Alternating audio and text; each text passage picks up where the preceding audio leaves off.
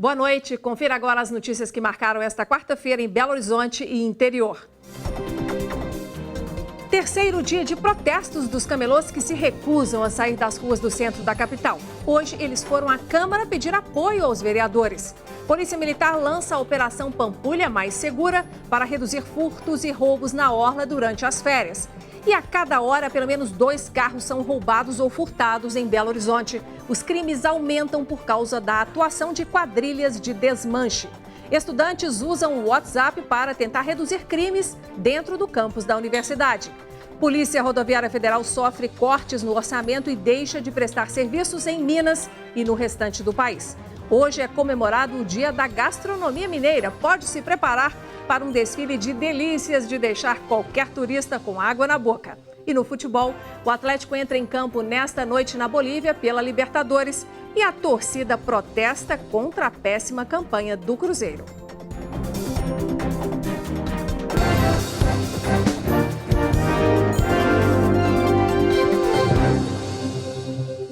Camelôs continuam protestos e dizem que não vão sair do centro da cidade. Durante a tarde, eles se reuniram com vereadores para pedir apoio. Nós vamos agora para a Praça 7, onde está o repórter Diogo Ramalho, que acompanhou toda a movimentação. Boa noite, Diogo. Boa noite para você, Inácio. Olha só, agora há pouco a Praça 7 aqui no centro da capital estava cercada por viaturas policiais, porque havia a promessa de que os camelôs mais uma vez fechariam aqui as ruas do centro, mas as viaturas já se dispersaram. Parece que essa promessa não será.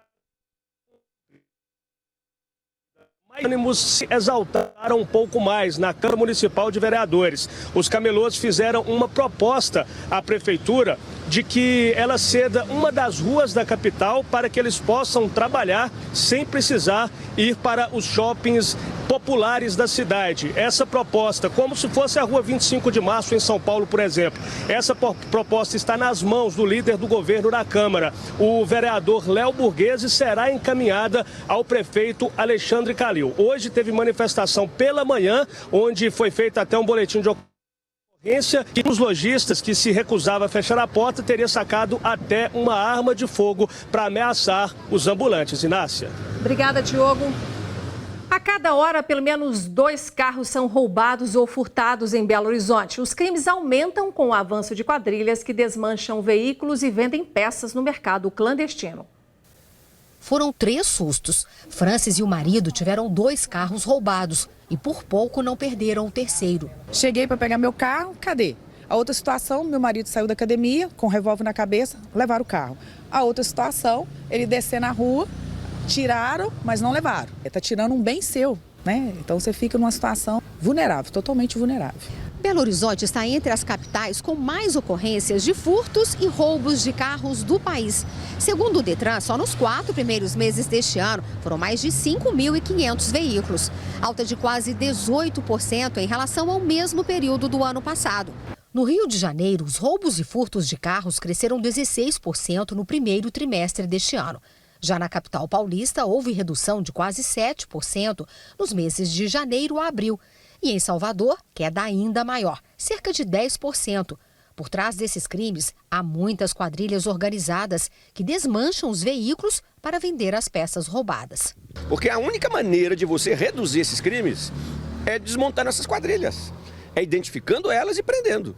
Porque assim que você faz isso, a polícia faz isso, a incidência de roubos e furtos, de carros, motos, etc., diminui imediatamente. O aumento nos roubos e furtos também causa impacto no valor do seguro pago pelo motorista. Muito carro roubado, seguro mais caro, porque o índice de recuperação nosso não é tão alto. Para diminuir os riscos, especialistas recomendam observar se há alguém suspeito perto do veículo ao entrar e sair de casa. Não deixar objetos de valor nos bancos do carro.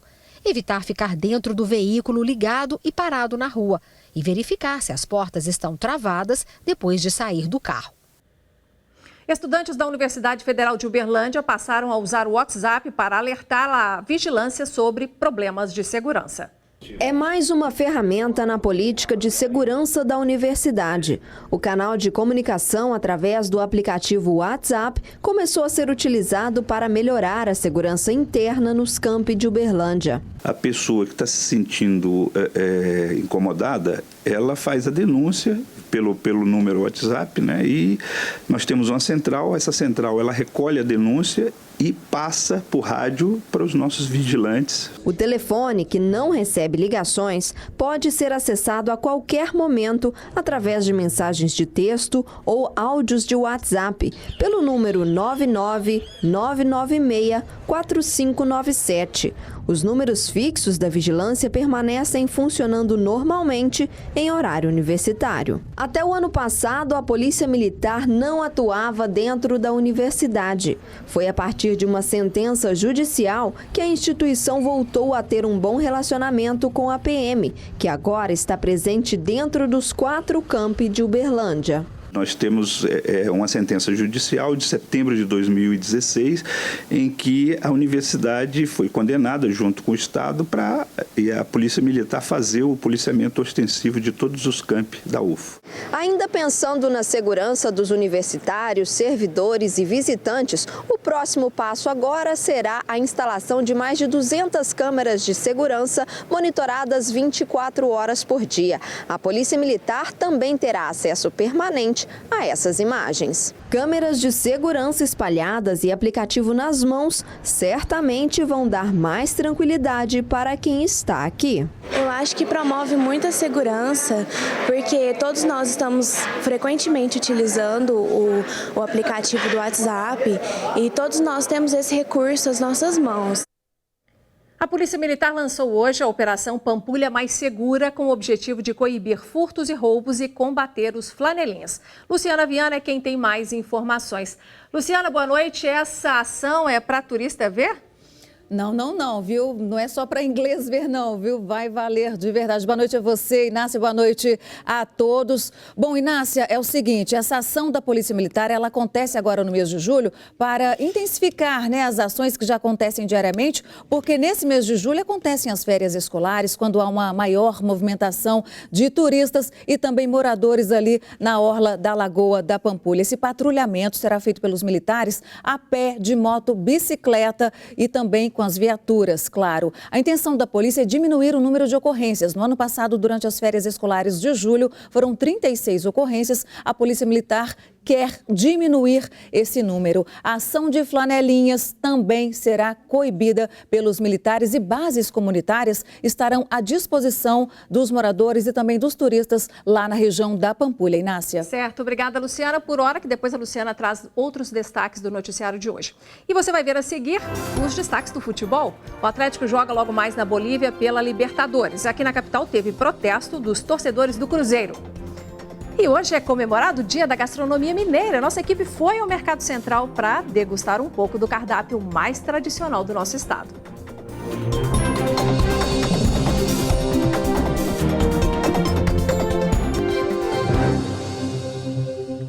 Mesmo com ingredientes simples, a cozinha mineira é reconhecida em todo o mundo por oferecer pratos muito saborosos, com aromas e cores marcantes e que, mais do que apenas sensações, são capazes de nos transportar no tempo, porque carregam muito da história do nosso estado. Hoje é comemorado o Dia da Gastronomia Mineira e a nossa equipe de reportagem foi experimentar cardápios bem tradicionais lá no Mercado Central.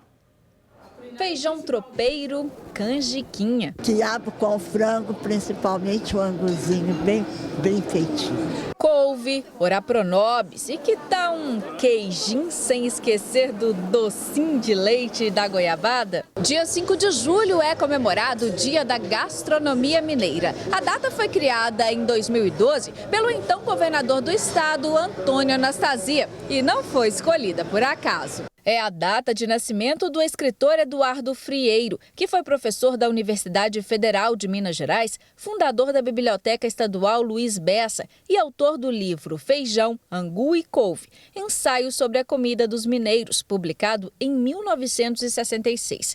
E não é que a comida tipicamente mineira merece destaque? todo mundo quer experimentar. O que os turistas, as pessoas que vêm de fora, chegam aqui te perguntando? O que você tem de bom de comida mineira? O que me agrada? O que você acha que eu vou gostar de comida mineira? Aí a gente indica uma mandioca, um torresmo. E que tal dobradinha com feijão branco? Delicioso. Tá gostoso? Delicioso. Nesse friozinho, nossa, muito bom mesmo. O bar fica no Mercado Central. Aliás, tem lugar mais mineiro? Não. Aqui você encontra de tudo. O que você encontra aqui de mineiro gostoso? De tudo, queijo, amizade, bate-papo.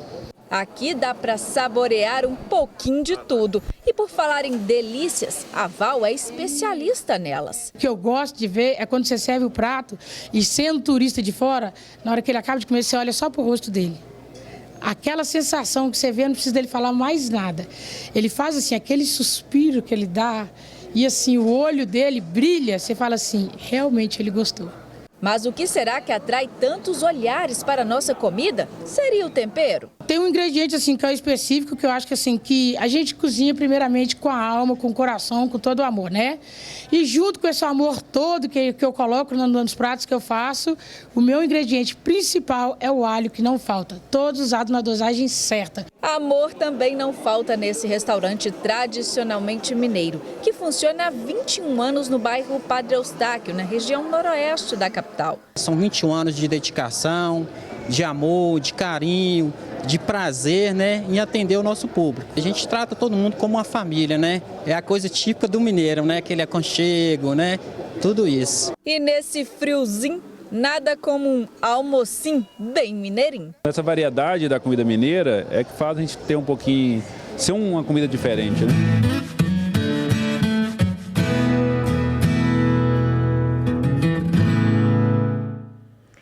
A gente agora muda de assunto para falar de outro tema que também é sucesso por aqui, futebol. E nas oitavas de final da Libertadores, o Atlético chegou confiante na Bolívia. É ou não é, André Salles? Boa noite. Pois é, boa noite, Inácia. Enfrenta daqui a pouco, né? 9h45, o Jorge Wilstermann, time da Bolívia. E aí a gente teve até acesso, né, às imagens do último treino que o Atlético fez, o reconhecimento de campo. O campo parece ser bem complicado, inclusive o Robinho falou sobre isso. Vamos conferir. Ya venimos jugando hace tiempo, acabamos de jugar un clásico, jugamos bien. Creo que el equipo está físicamente y mentalmente sabiendo de la dificultad que tenemos, pero preparado para jugar bien. Nos sabemos que tenemos que defender bien y cuando tenemos el balón tenemos que atacar. Y que nosotros tenemos que tener la humildad de siempre, jugar bien y tratar de volver a Brasil con un gran resultado. Un partido difícil desde el principio del juego, ¿no? Es un campo muy difícil. Jugar así sabemos que no es fácil, pero el equipo está muy bien preparado. Bom, agora a gente também tem a sonora do Roger, né, que também conversou com a nossa equipe lá na Bolívia e vai falar da expectativa dele como treinador para o resultado de logo mais. Tudo que nós precisamos saber do nosso adversário nós já temos.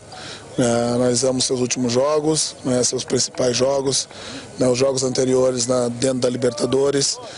Isso nos dá um material e uma consciência, né, da equipe, mesmo sabendo que a nossa equipe de adversária contratou jogadores, tem jogadores por estrear, mas uma forma de jogar, uma maneira, um modelo é bem definido e a gente tem que estar numa boa noite para conseguir superar. A grama boa, me pareceu gramado regular, mas sem dúvida nenhuma o campo excessivamente grande. Vai dar um jogo bastante dinâmico, né, um jogo que em alguns momentos vai se tornar aberto, mas vai ser uma grande partida. Vai ser muito exaustivo para os jogadores. Campo maior do que o normal e ainda um gramado difícil e na altitude. Pois é, acho que são ingredientes complicados. Vale lembrar que o Palmeiras foi derrotado lá. Teve muita dificuldade para vencer aqui, então o Atlético não deve esperar a vida fácil. Olhando tecnicamente, Nácia, não tem dúvida, o Atlético é muito mais time. Bacana. E agora falando do Cruzeiro, teve treino hoje na Toca da Raposa, mas os torcedores não estão nada felizes com o desempenho da equipe celeste, né, André? Pois é, Nácia, foi uma reapresentação do Cruzeiro marcada por muitos protestos. A gente tem até umas imagens, né? São fotos que foram feitas nesse momento da chegada dos jogadores e os torcedores com muitos cartazes, faixas, reclamando do departamento médico, reclamando da dupla de zaga, falando que os jogadores não poderiam ter folga, deveriam jogar, enfim. Muitas reclamações. Falando um pouco do treino, o técnico Mano Menezes trabalhou trabalhou principalmente a parte defensiva. O Cruzeiro tomou 3 gols nos últimos 2 jogos. Bacana, André. Volta amanhã. Obrigada. Até mais. A Caixa antecipou para o próximo sábado o início do pagamento do último lote das contas inativas do Fundo de Garantia. Mais de 2,5 milhões de trabalhadores têm direito ao saque nesta fase. O dinheiro vai chegar em boa hora para este empresário. Ele tem contas inativas do FGTS da época em que tinha carteira assinada. Vai receber o suficiente para pagar dívidas e ainda investir no próprio negócio. Esse dinheiro do Fundo de Garantia vem para ajudar na empresa, para a gente aplicar em ferramentas novas, poder dar sustentabilidade e contratar novos clientes. É bom demais a conta, só. No próximo sábado, dia 8 de julho, começa o pagamento antecipado do último lote do FGTS para quem nasceu em dezembro. 2,5 milhões de trabalhadores têm direito ao saque, que deve ultrapassar 3,5 bilhões de reais. Agências da Caixa Econômica Federal vão abrir no sábado, entre 9 e 3 horas da tarde, exclusivamente para pagamentos de contas inativas. É importante levar ao banco a carteira de trabalho, o número do PIS e um documento com foto. Dia 31 de julho é o prazo final para fazer os saques das contas inativas. Quase 2 milhões de brasileiros que nasceram entre janeiro e novembro e têm direito aos recursos do FGTS ainda não procuraram as agências da Caixa Econômica Federal e as casas lotéricas para receber cerca de 3 bilhões de reais. Até agora, 38 bilhões de reais foram sacados e já são mais de 22,5 milhões de trabalhadores beneficiados. A Caixa pede que as pessoas que têm direito ao benefício não deixem para a última hora. Pode ter acontecido que o trabalhador tenha uma conta onde tem uma divergência cadastral, o nome da mãe incorreto, o número do PIS incorreto. Então ele tem um prazo e caso ele não faça esse saque, os recursos voltam para a conta vinculada do trabalhador. Aí o saque só vai poder ser feito em caso de dispensa sem justa causa, em caso de aposentadoria ou a utilização para a aquisição da casa própria. É preciso curtir as férias de julho mesmo em plena crise. Essa é a dica do nosso colunista Paulo Navarro. Olá, vamos brincar de falar mal da crise até a chata ir embora? Vamos lembrar de Paulinho da Viola cantando: dinheiro na mão é vendaval, cada um trata de si irmão, desconhece irmão. Dinheiro na mão é vendaval, solução e solidão. Por ironia, a falta de dinheiro é pior. Atropela até a saúde, o amor, as amizades. Não precisa ser hedonista, apenas realista para viver as férias de julho. Mesmo sem dinheiro, podemos nos divertir e diminuir o estresse. Uma pausa é saudável e recomendável. Vamos aproveitar este frio de céu azul e férias para quebrar a mecanicidade. Está todo mundo preso em bolhas, todo mundo correndo atrás de prejuízo em vez de correr atrás de lucros. Pessoas se atropelando, reféns da engrenagem. Loucura ruim, doentia, nociva. Haja coração para a pressão desta panela. Férias gerais e de tudo. Todo mundo precisando respirar um pouco, até mesmo juntando fôlego para os negócios, renegociações, reflexões futuras pessoais e nacionais, alvarás de soltura e de saúde. O governo de Minas não está enfrentando qualquer dificuldade na Assembleia para aprovar o projeto de lei que cria 6 fundos financeiros. O mais polêmico é aquele que irá administrar os imóveis de propriedade do Estado. As emendas que a oposição propôs foram rejeitadas. O governo pretende arrecadar 4 bilhões de reais com a criação dos fundos imobiliários. Metade dos recursos viriam da cidade administrativa. A defesa do Executivo para o projeto de lei é que a economia de Minas vai ganhar mais capacidade de crescimento. Esse é um dos assuntos que vamos tratar agora com o nosso comentarista Orion Teixeira.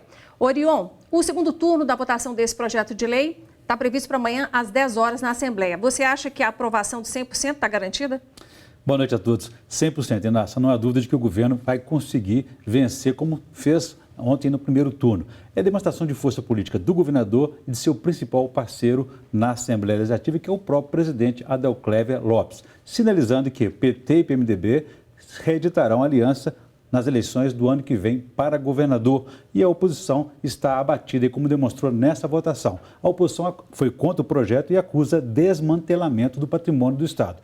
O Os aliados do governador dizem que apenas farão uma operação para arrecadar mais dinheiro sem vender, por exemplo, a cidade administrativa. E esse é um indicativo que a oposição está muito fraca no estado. Especialmente após aí as denúncias contra o senador, que é o líder da oposição do PSDB, Aécio Neves. Bacana. E amanhã nós teremos no Conselho de Ética do Senado analisando o pedido de reabertura do processo de cassação do senador Aécio Neves.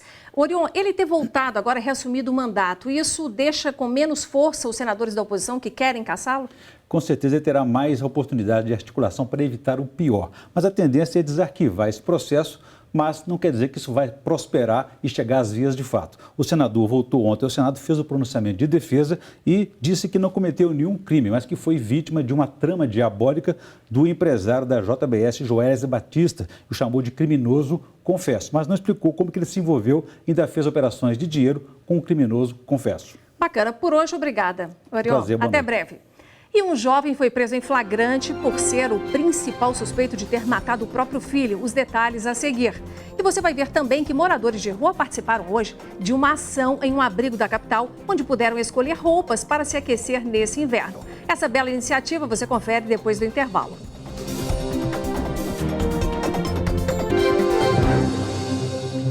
Ainda não estão definidas as atividades que serão suspensas pela Polícia Rodoviária Federal em Minas Gerais, depois que a corporação decidiu interromper vários serviços por falta de verbas. As restrições devem afetar todas as atividades da PRF em território nacional e entram em vigor agora. Entre elas serão suspensas as atividades aéreas, limitação na compra de combustíveis e redução no horário de funcionamento das unidades administrativas. Serviços serão reduzidos também aqui em Minas. A PRF afirmou também que trabalha junto com o Ministério da Justiça para regularizar o orçamento e retomar todas as atividades. E mudando de assunto, um jovem foi preso em flagrante por ser o principal suspeito de ter matado o próprio filho. Nós voltamos a falar com Luciana Viana, um crime bárbaro. Luciana, quais são as informações? Bárbaro, e choca pelo fato de o pai ter matado, o próprio filho. A polícia já chegou a essa conclusão. Bom, um homem de 23 anos está preso no Ceresp. O corpo do pequeno Davi, de 2 aninhos, foi enterrado hoje. A família é do bairro Jaqueline, região norte da capital mineira. Familiares relataram que o pai da criança sempre foi muito agressivo e impaciente com o próprio filho. E ontem teria dado uma cotovelada no peito da criança. No hospital ficou constatada a morte do menino por insuficiência cardiorrespiratória. A polícia, apesar de ter concluído que o pai é o principal suspeito, segue com as investigações. A mãe, em estado de choque, estava trabalhando no momento dos atos. Certo. Por hoje é só. Obrigada, Luciana. Até amanhã. Moradores de uma das cidades mais frias de Minas, Poços de Caldas, alteram a rotina para conseguir enfrentar as baixas temperaturas. O inverno chegou com força total. Aqui em Poços de Caldas, além do frio, o vento também é um fator que faz aumentar a sensação de gelado. O termômetro agora está marcando 10 graus, com a sensação de 5 graus. Pela madrugada chegou a atingir 3 graus e a previsão é de geada para o meio da semana aqui na cidade de Poços de Caldas. Mesmo assim, aqui no Parque Municipal, alguém ainda se arrisca a caminhar. É o caso dessa senhora que diz que caminha porque no frio aumenta o risco de infarto. Melhor, né? No frio é muito propício a infarto e outras coisas, então a caminhada é boa, mas eu caminho o ano todo. No centro da cidade, essa enfermeira disse que é complicado sair na rua. Vantagem que eu trabalho no quentinho, porque tá difícil sair na rua, tá muito gelado. Com esse frio é bom tomar um café quente, por isso as cafeterias estão cheias. Eu acho que deve fazer mais ou menos uns 3 anos que não faz esse inverno que está fazendo agora aqui. Um albergue da capital recebeu hoje donativos arrecadados na campanha Calor Humano, promovida pelo Servas. Quem vive nas ruas da cidade teve a oportunidade de escolher roupas em uma loja preparada especialmente para eles. Uma chance de resgatar a autoestima e fortalecer a dignidade.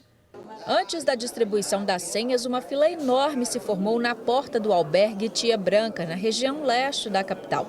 Um dos primeiros a entrar na lojinha foi o Vander, que escolheu uma calça, uma blusa, um tênis e não vai mais passar frio. Legal, né, ver que a partir dessas épocas de frio, né, ainda tem muitos ainda que tem esse calor humano de dividir algo com quem não tem nada, né? A lojinha Cabide Social foi inaugurada hoje. Este é o 2º ano da ação, que faz parte da campanha do Servas, que arrecada peças de inverno para doar a entidades assistenciais do estado e a quem passa a noite nos espaços públicos e abrigos de Belo Horizonte. São 1000 peças entre roupas e calçados e cada albergado tem direito a escolher 3 itens. A ideia é cada um escolher suas peças e até experimentar. O objetivo é não só a doação da roupa, não só aquecer essas pessoas nesses dias tão frios que tem feito em BH, mas também dar a oportunidade para elas de escolher a sua própria roupa. Oportunidade que devolveu a autoestima ao Marcos. Essa ajuda dá a gente uma capacidade de ter uma autoestima para você sair, para você ter uma boa roupa, para entrar numa empresa, para você entrar no escritório e conversar com as pessoas. E nesta terça-feira, Belo Horizonte registrou a menor temperatura dos últimos 42 anos, de acordo com o Instituto Nacional de Meteorologia. O frio é resultado de uma massa de ar polar que está atuando sobre o sudeste do país, que deve perder força a partir de quinta-feira. Mas o frio continua. Muito bacana essa iniciativa, hein? Você podia também se unir aos seus amigos e fazer algo parecido. O que não falta é gente precisando pelas ruas da capital. E agora eu te faço um convite. Quer rever o nosso jornal? Acesse lá o canal no youtube.com/TV Band Minas. E para se comunicar conosco, Bandzap 99-772-7663 ou redaçãomg@band.com.br. Muito obrigada pela sua audiência. Amanhã eu espero você, hein? Até lá.